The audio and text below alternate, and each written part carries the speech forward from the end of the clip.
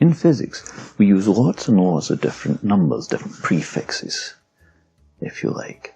So, you've probably already come across kilobytes, megabytes, gigabytes, but also we use kilometers, we use nanometers, we use centimeters, we use all these different numbers, and so we don't have to write them all out. A gigabyte, for example, is a very large number. A nanometer is a very small number. So we don't have to write out all these leading zeros or trailing zeros. What we do is we use prefixes. And what I'm going to do is I'm going to teach you a way to remember all the prefixes easily. How are we going to do that? Aliens. So, as before, I'm going to say the memory aid, and I want you to repeat it with me afterwards. 9 green men know nothing except maybe my name. There we go. So now say it with me. 9 green men know nothing except maybe my name. Let's talk about what this actually means. We're going to start at the beginning. 9 green. Well, green, it's a capital G there, stands for giga, and it means 10 to the power of 9.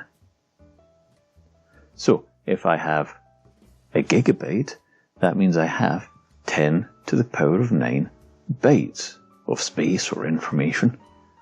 So that's how it begins. 9 green. Giga is times 10 to the power of 9. So 9 green men. Again, first letter, capital M, for mega. And that means times 10 to the power of 6. 9 green men know. K.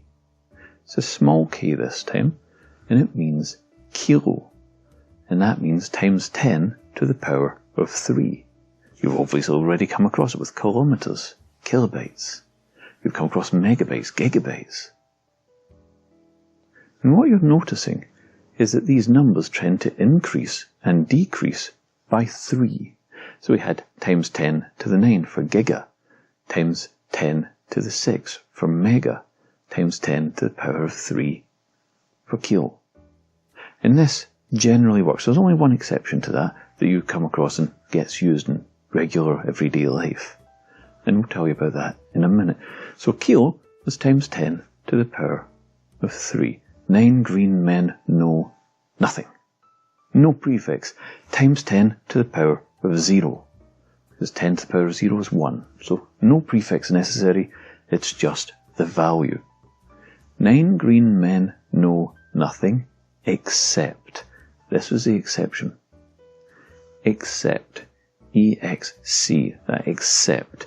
C is for centi. It's a small letter. You've already come across it with centimeters. That's times 10 to the power of negative 2. And that's the only exception to going up and down in levels of 3 for everyday physics units. And prefixes. Okay, so here we go. 9 green men know nothing except maybe. That's a small m. And that stands for milli. We've come across it with millimeters. And that means times 10 to the power of negative 3. So milli. 9 green men know nothing except maybe my. And here we go, it's another m. But this time, its symbol isn't a little m. It's a funny shaped U. It's a U with a long line coming into it. Long curved line coming up to it and on the way in. And that is micro. And that is times 10 to the power of negative 6. So 9 green men know nothing except maybe my name. And N, lowercase n in this case, stands for nano. And that is times 10 to the power of negative 9. You come across often things like nanometers when you're dealing with the wavelength of light. So 9 green men know nothing except maybe my name. Alright, that takes us all the way from giga, which is times 10 to the power of 9, all the way down to nano, which is times 10 to the power of negative 9. And, just in case you're sitting there saying, you know what, that's not enough. I know this is good for this level, but I want to know about the next level. Fair enough. I'll tell you a way to remember that. Here we go. It's the 9 green men know nothing except maybe my name, perhaps. The, capital T, stands for tera. You've obviously come across that with things like terabytes. And that means, following our rules of 3, times 10 to the power of 12.